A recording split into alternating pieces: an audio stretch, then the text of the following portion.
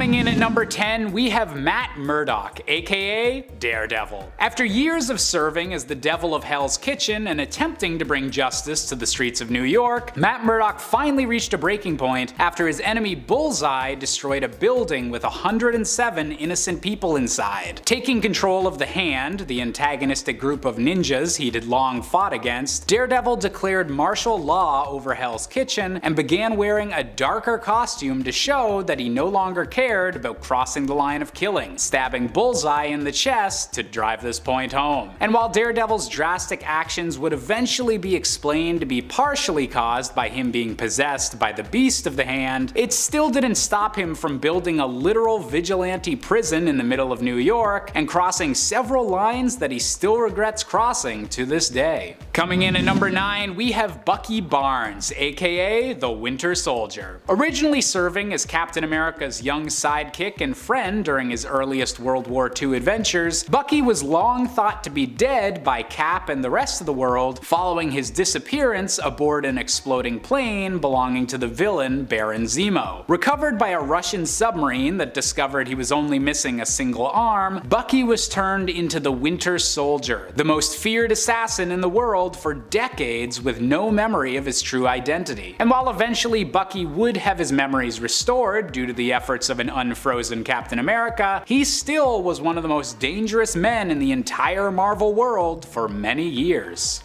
Coming in at number 8, we have Jason Todd, the former second Robin and the current Red Hood. Another example of a sidekick gone dark side after their apparent death, Jason Todd was the second Robin after Dick Grayson's retirement from the role, and unfortunately met a tragic end when facing a crowbar-wielding Joker. Years later, Jason Todd would reappear in Gotham City after being resurrected in a Lazarus pit, now dealing out a brand of violent justice that would make even Batman flinch and put him into conflict with many of the costumed heroes he used to call friends. And yes, eventually Jason would have his violent methods tampered down into more of an anti-hero status rather than a villain, but he still did some pretty messed up stuff after first claiming the Joker's former title of the Red Hood. Coming in at number 7, we have Robot from the Image comic series Invincible. Initially thought by his superpowered teammates to be an artificial intelligence in a metal body, Robot is eventually revealed to be a deformed boy living in a test tube, using mechanical drones to live out his dream of being a superhero. Unfortunately, following an invasion by the Flaxen dimension in which time runs much faster, Robot is trapped within this dimension for over 700 years. During which he takes over their entire planet and begins to see the value of complete control over a population. Following his return to Earth and lying about how long he was actually away for, Robot soon begins to plan for conquering this world as well, and is eventually able to wipe out any superhumans standing in his way before the countries of the world all surrender to his drone army. From a metal teen superhero to the villainous dictator of the entire Earth, Robot has definitely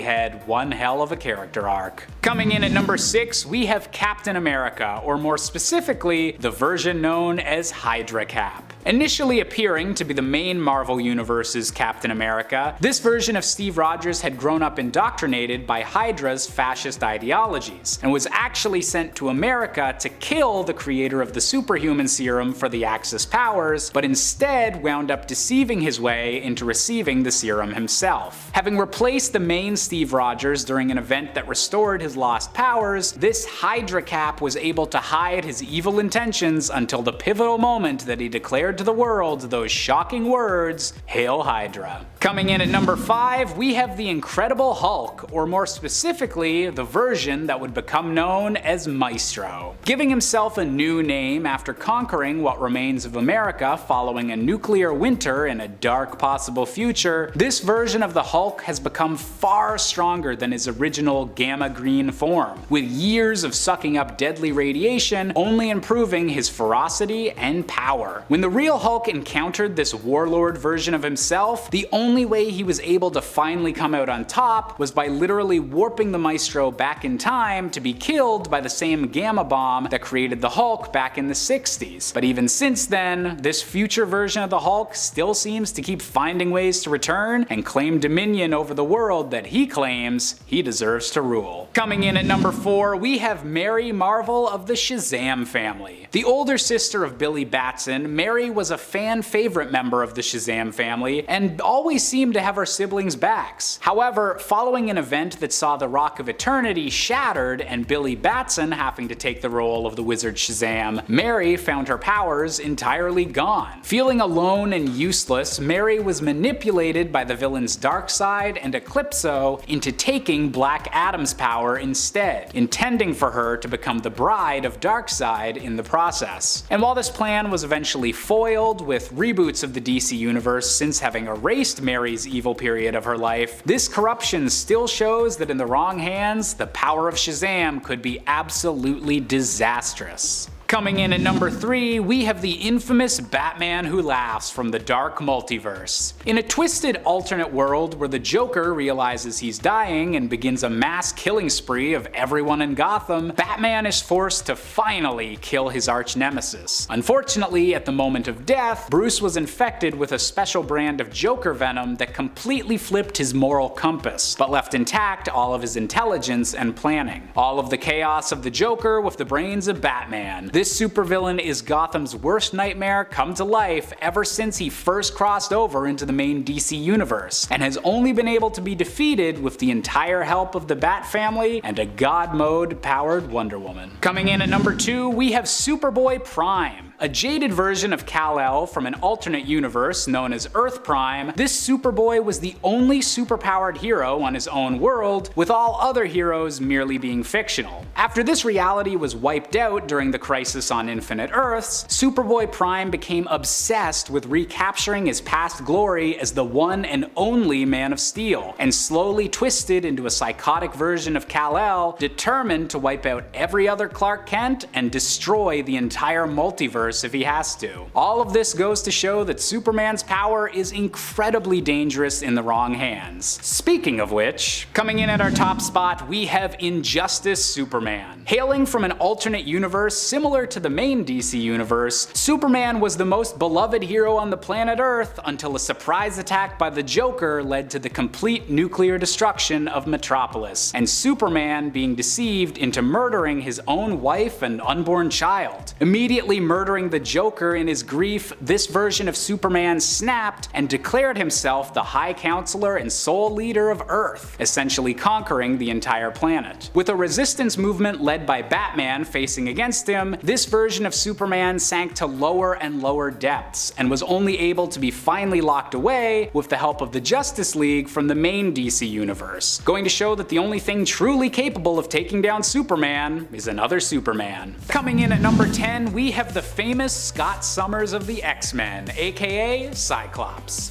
For years best known as the leader of the X-Men that has to rely on a visor made of ruby to control the concussive blasts constantly shooting from his eyes, Cyclops eventually found himself at a breaking point after years of family-related trauma, Marvel's most infamous love triangle, and the constant stress of mutant kind constantly being attacked and hated by humanity. When mutants became an endangered species following the events of M-Day, Cyclops began to lead the X-Men in a more extremist direction, and following a conflict with the Avengers over the imminent arrival of the Phoenix Force, Cyclops lost control and wound up killing his beloved mentor, Professor X. And while it can be argued that eventually Cyclops' actions led to a better future for mutants, with Professor X and most mutants now enjoying the benefits of resurrection on the island of Krakoa, nearly wiping out the entire Avengers team along with your own father figure was definitely a dark turn for the guy named Cyclops. Coming in at number 9, we've got another member of the X-Men with Angel. One of the earliest members of the team and enabled with the ability to fly due to the feathery wings on his back, Angel was unfortunately wounded and had to have his wings removed after being attacked by the evil mutant named Harpoon. Traumatized by this turn of events, Angel was manipulated by the villain Apocalypse into agreeing to serve as one of his 4 horsemen in exchange for having his wings returned. Now known as Archangel, the Horseman of Death, he fought against the X-Men until he was finally able to be knocked back to his senses by the actions of Iceman. And hey, what are friends for if not bringing you back from the edge of being an accomplice to superpowered genocide? Coming in at number 8, we have Iron Man, aka Tony Stark. And no, I promise I'm not just talking from Cap's perspective in Civil War, although honestly, Tony did some messed up stuff in that event too.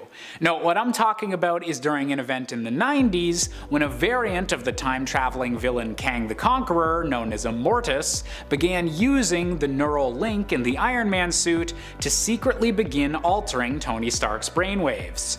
Over time, Tony's morals were slowly eroded until he was an active threat to the rest of the Avengers team, and was only able to be defeated with the help of his own heroic teenage self from the past. And while eventually, through comic book magic, Tony Stark would be returned to his usual status quo, this is still an intense example of just how dangerous an armed billionaire like Iron Man could be without any morals holding him back. Coming in at number 7, we have Sinestro. While he may be best known these days as the arch-enemy of the Green Lanterns, in particular Hal Jordan, Sinestro's origins were a lot more heroic than you'd expect.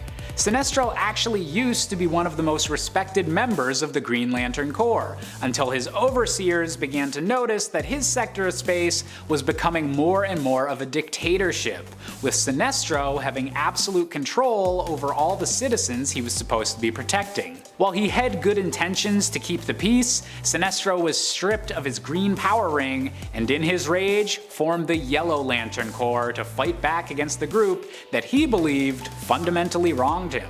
Coming in at number 6, we have the Plutonian. Hailing from the independent comic book series Irredeemable, published by Boom Studios, the Plutonian was a what if Superman started killing everyone story years before that premise became oversaturated with projects like Brightburn, The Boys, and the Injustice games.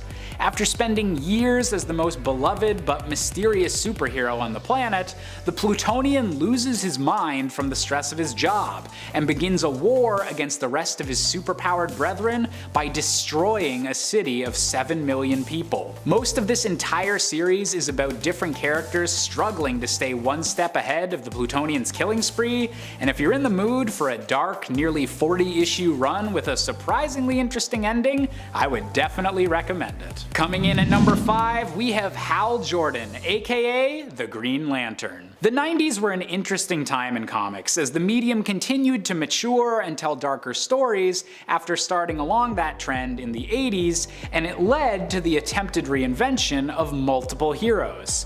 And just like Iron Man, Hal Jordan is someone who is taken in a more villainous direction. Following the destruction of his hometown of Coast City, Hal Jordan went mad with grief and killed multiple other Green Lanterns in an attempt to increase his own power. Dubbing himself the new name of Parallax, these rash actions would eventually be justified as being caused by a fear parasite of the same name, but for a time, Hal Jordan was one of the biggest cosmic threats in the entire DC universe. Coming in at number 4, we have Ozymandias from Watchmen. Serving for years as one of the most popular vigilantes in America, Ozymandias, or Adrian Veidt, eventually came to believe that something more drastic than heroics was needed to truly save the world.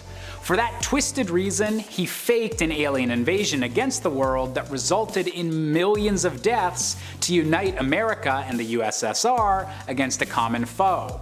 To do this, he needed to manipulate Dr. Manhattan, the most powerful being in the universe, into believing he should leave Earth, as to not interfere with Ozymandias' plans.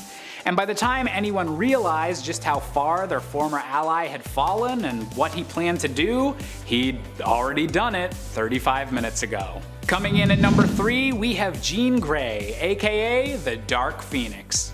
An X-Men storyline and character turn so iconic that they've tried turning it into a movie on 2 separate occasions, Jean Grey has long been one of the ideal hosts for the Phoenix Force, a fiery power that's one of the oldest in the entire Marvel universe. And while she was originally able to contain all of this power and still use it for heroics, eventually Jean was corrupted by it, becoming the Dark Phoenix and wiping out the planet of Debari 4, ending 5 billion lives in the process. And while it could be argued this is more the Phoenix Force's doing than Jean's, you can still expect to get some suspicious glances if your powers wound up blowing up a planet. Coming in at number 2, we have the Scarlet Witch, also known as Wanda Maximoff. Originally believing herself to be the mutant daughter of Magneto, Wanda is in reality one of the most powerful magic wielders in the Marvel multiverse, and a conduit for chaos magic that allows her to rewrite reality to her will. And after years of being unsure of her own identity and the loss of her children to the demon Mephisto, Wanda finally snapped and used her reality-changing powers to declare no more mutants, kicking off a brand new era for the X-Men as she single-handedly ensured that mutants became an endangered species. Wouldn't it just be nicer to put everyone in a 1950s sitcom again?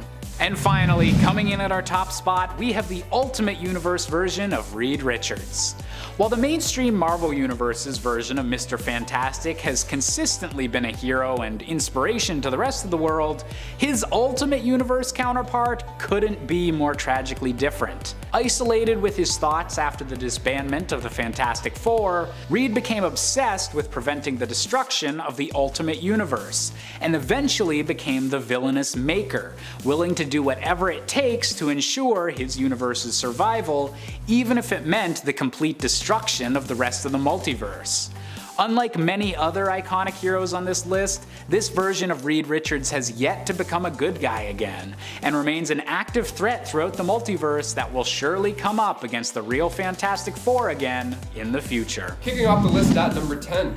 Juggernaut. Kane Marco made his first comic book appearance in X-Men issue 12, when Kane and Charles Xavier were serving together in the same unit, but when Kane was under fire, he ran off to take cover in a nearby cave. The cave was actually home to the lost temple of Cyttorak. So Kane grabbed this glowing ruby from the lap of an idol. Apparently he's never seen an Indiana Jones movie. He read the inscription. Apparently he's never seen a horror movie. And he possessed the power of the Crimson Bands of Cyttorak, becoming a human Juggernaut. Then an explosion went off, and then Kane the Juggernaut was now trapped under the rubble, and Xavier just took off. So after Kane dug himself out, he destroyed an entire village, with the previous man who had held the Juggernaut mantle, Jin Taiko, being destroyed as well. Now at one point he joined the X-Men and accepted Xavier's offer to live at the Xavier's school. After a young boy he befriended named Sammy meets his fate, Kane embraces the Cyttorak energies once again and went back to his villain ways. Number 9. Mystique. Raven Darkholme made her first comic book debut in Miss Marvel issue 16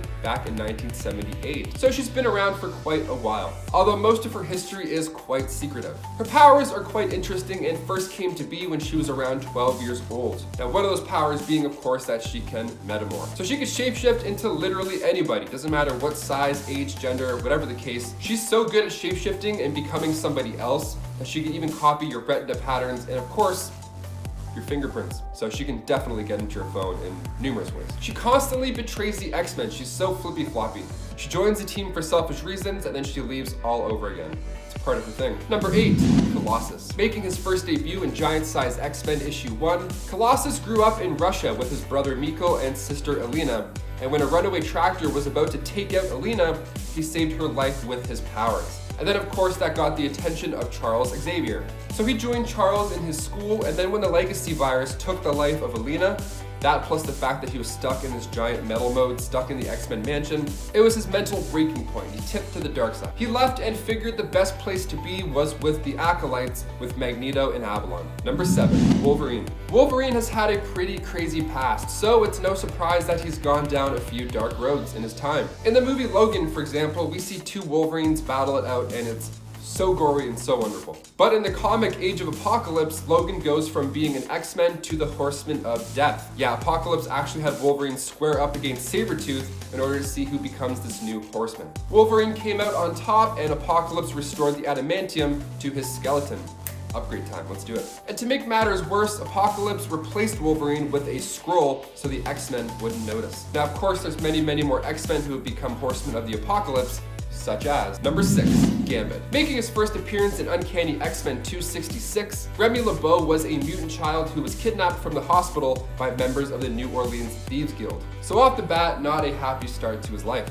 They referred to him as the White Devil. So before he joined the X-Men, he had a pretty shady past, and after he had become a member, it was revealed that before he had worked for Mr. Sinister, and Gambit was actually the one who was responsible for putting the Marauders into the New York sewers where the mutant massacre happened. So, okay.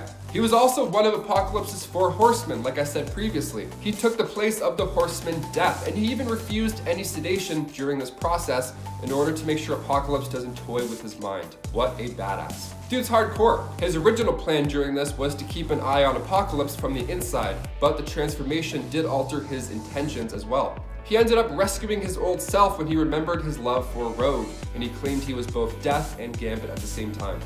What a troubled man. Number 5, Bishop. Lucas Bishop. He is a time traveler from a dystopian future, and his goal was to travel back in time to the past in order to stop an unknown traitor amongst the X-Men. Interesting, very interesting. So he's come from that dark future to change it. Sounds like a good way to mix things up, that's for sure. Now this was when most of the mutant population is depowered by the Scarlet Witch. Then the child Hope was born, the first mutant born since. Well, it turns out that this kid is the reason Bishop is going back. See, that kid would end up taking millions of lives in the 6-second war. So Bishop tries to take out the child, which makes him the traitor all along. Time travel hurts my head, oh my god. So Cable, another time traveler from a different future, protects Hope. Bishop fails at taking out Hope, but he does take down Cable, creating a new future where Cable is remembered as a hero for protecting the child, and Bishop was remembered as the villain. That's tragic and also very confusing. Number 4, Archangel. Warren Worthington III. He started out as the accustomed hero known as the Avenging Angel. And then once Xavier got his attention, he recruited him as the 3rd of the 5 founding members of the X-Men, alongside Cyclops, Iceman, Beast, and Marvel Girl. He developed a pair of feathered wings that grew out of his back, giving him the ability, of course, to fly. He became a member of X-Factor alongside other X-Men, but he lost his wings thanks to Cameron Hodge. See, Apocalypse saw this and he took advantage of the hero. He brainwashed him and turned him into Archangel, the first horseman of death in the comics. He eventually broke free of Apocalypse's control, but over the years he would flip-flop back and forth into the evil hands of Apocalypse. He at one point actually had almost replaced Apocalypse after his death. Yeah, he's a force you do not want to mess with. Number 3, Cyclops. Scott Summers has been a leader of the X-Men since the beginning. He carries the knowledge that Xavier gifted him when he was a teenager. He was always struggling to control his powers growing up, and his history is pretty tragic. So when Scott and Emma became the new co-headmasters of the school, Cyclops led the X-Men, and he was doing a pretty good job. He was working to destroy this negative image that the public gave the X-Men. And as time went on, the X-Men name was being tarnished, so he thought it was best to separate mutants from humanity. Yeah, he thought he'd separate them and then rule the mutants on an island nation known as Utopia. Magneto even gives him props for uniting all the mutants. I mean, this is a big deal for him. This starts going south in the Schism storyline, where Cyclops sends out child soldiers on these assassination missions. He has the mindset that mutants need to train to be soldiers rather than students, but they're like 12 years old, so it's like, okay. Eventually the team gets divided and Scott ends up taking on the powers of the Phoenix Force, fighting the Avengers and taking out Xavier, resulting in him being imprisoned. Number 2, Magneto. Making his first appearance in X-Men 1 back in 1963, Magneto is a mutant with the ability to generate and control magnetic fields. He's a master of magnetism. He was a close friend with Professor X, but of course they came to a disagreement over the idea that humans and mutants could coexist peacefully. Like I just mentioned, he was a fan of when they got divided. He gave Scott Summers props for doing this, so he's clearly on board with this idea. And obviously, his horrible childhood makes a fair point for said argument. He always believed that mutants were superior to humans. He was the one who created the Brotherhood of Mutants and the Acolytes. He worked with the X-Men before. See, when Professor X needed to leave Earth, Magneto stepped in to take his place and teach his students how to use their powers. After this, he became a hero in a way. He was guiding these new mutants. But again, he's one of those villains that constantly flips back and forth in the comics, and I'm really hoping he somehow is the one responsible for all this madness in WandaVision. After all, now that Quicksilver is somehow in the picture from the Fox universe, one can only hope we'll see some more X-Men, and one can only wish that Magneto will come through and maybe give his daughter a little talking to. And finally, number 1, Jean Grey. The Dark Phoenix, of course, she is number 1. Jean Grey is an Omega level mutant born with telekinetic and telepathic powers. She was also one of the OG members of the X-Men. Now, seeing the potential in Jean's strength, the Phoenix Force attached itself to her while she was in danger during a space mission with the Fantastic Four. It's X-Men 101. Like literally, the issue is X-Men 101. Dark Phoenix has now entered the chat. Uh-oh. So much power. Okay, this dark, powerful cosmic force started to change her for the worse. She ended up destroying a solar system that, kind of killed billions. And then she took her own life in order to keep the universe safe. Now, a few years later, it was revealed that it wasn't actually the Jean Grey that had died. No, just the Phoenix as a separate entity that had taken over her mind and all that jazz. The Phoenix Saga is one of the biggest transformations to an X-Men member, and we even got to see all this go down on screen. Now, of course, we'd have to put her at number 1. Number 10, Thunderbird. AKA John Proudstar, Thunderbird made his comic book debut in Giant Size X-Men issue 1, and during his childhood on the Apache Reservation in Camp Verde, Arizona, John wasn't like the other kids on the reservation. He grew up extremely strong, and he became an athlete, and at just the age of 20, his mutant powers manifested when he wrestled a charging bison with his bare hands. That's a lot of strength. Now, this earned him fame on the reservation, so much so that Charles Xavier caught wind of the young man through Cerebro and invited him to join the X-Men. The first mission John took was actually the rescue of the original X-Men from Krakoa. Xavier then gave him the nickname Thunderbird. Now, Apocalypse experimented on Thunderbird and transformed him into the Horseman of War at one point. Now, fortunately, this didn't last forever as he broke free of Apocalypse's mind control and began getting his life back together. You can find all of this in Exiles issue 1. Number 9, Wither. Making his first appearance in New Mutants Volume 2, Issue 3, Wither, aka Kevin Ford, grew up thinking he was cursed, or he was the most unlucky person on the planet. His mutant powers started to manifest, and he noticed it first in his plants and then on his clothes. See, his plants would die and his clothes would start to fade away. They would start to decay, almost wither away. Now we get it. Now, his father tried to calm him down once he realized this, but coming into contact with Kevin, well, you could have guessed what happens. He was soon discovered and was invited to join Xavier's Institute to learn how to control his wild powers of organic decay. He got close with Wallflower, aka Laurie Collins, but in the House of M storyline, he touched her arm and crippled her. He ran away hurt and was soon met by Selene, the Black Queen, and she invited Wither to join her circle, and he gladly accepted. Number 8. Polaris. She's a powerful mutant who came to control magnetism, and she made her first appearance in X-Men 49 as Lorna Dane. But then in issue 97, she was Polaris. Cerebro identified her as a mutant when she stepped out of the shower and had green hair. So Iceman had a crush on her when she was part of the team, but she was in love with Havoc. Her powers are of course similar to Magneto's, but she lost them after the M-Day event as well. So when Apocalypse came into the picture, he also restored her powers as she was deemed the Horseman Pestilence. She was saved by her lover man Havoc and was also healed of Apocalypse's mind control. So again, didn't last too long, but definitely did see enough dark days. Number 7, Glob Herman. Glob Herman, aka Robert Herman, made his debut in New X-Men issue 117, and he grew up with a father who despised mutants a lot. So already we're off to a promising start. So when Glob mutated, his father was just not having it. So much so that his mother drove out Glob to Westchester and left him for Professor X. See, this mutation was interesting. His skin was this transparent living wax, which he's able to maintain being on fire, which is kind of cool. He runs with the New Mutants now, but at one point he did join the Omega Gang, led by Kid Omega, and they made their own stand for mutant rights. See, Glob wasn't a fan of the school, and he also had a grudge by the way that his father treated him. So he had a pretty harsh take on how to treat humans. Poor Glob. I mean, he had a rough childhood, not exactly his fault here at all. Number 6, Kid Omega. Okay, that guy that I just mentioned, of course, I'll fill you in a little bit on him as well and what gang that he was a part of. Quintavious Quinton Quirinius made his first appearance in X-Men issue 134, and he has been described as one of the most powerful telepaths, one of the most strongest mutants ever besides Jean Grey. He was once the host of the Phoenix Force as well, so that should give you an indication. He was one of Xavier's prized pupils until he put together the Omega Gang, which was a gang that takes out humans for the crimes they committed against mutants. He even went to a tattoo shop to get him and the gang tattoos of an Omega symbol to put over top of the X-Men symbol. So they weren't playing around here. I mean, at least try wash off tattoos first. I mean, give it some thought, you know, those things are forever. Number 5, Banshee. Making his first appearance in X-Men issue 28, Sean Cassidy was born as the heir to the castle and estate of Cassidy Keep in Ireland. Professor Xavier asked him to join the X-Men at the same time as Thunderbird, and they both stayed as members of the new X-Men. He went on to train the new generation of X-Men and Generation X, but was killed during Deadly Genesis when he tried to stop the Blackbird from crashing when it was taken over. Banshee remained one of the unliving until the Apocalypse twins resurrected him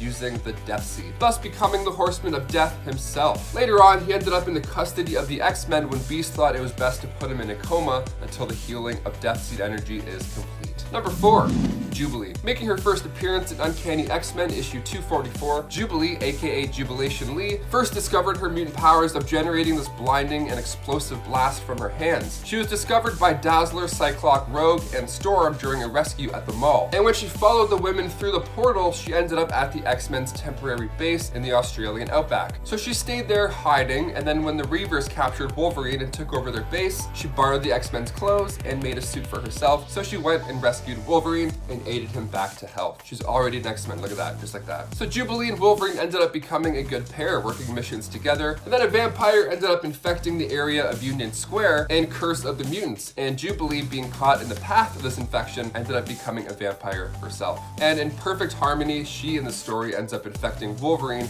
during her bloodthirsty time. And he was coming back to rescue her as well when it all happened. She's kept in a holding cell where Wolverine is really the only X-Men saying that they should keep her alive. So rough times, rough times. Number 3, Tattoo. AKA Christine Cord, she made her first comic book debut in New X-Men issue 126. She's a student of the Xavier Institute, and she's known as Tattoo, well, because her mutation allows her to display messages or designs on her skin. And if that's not cool enough, she can phase through matter.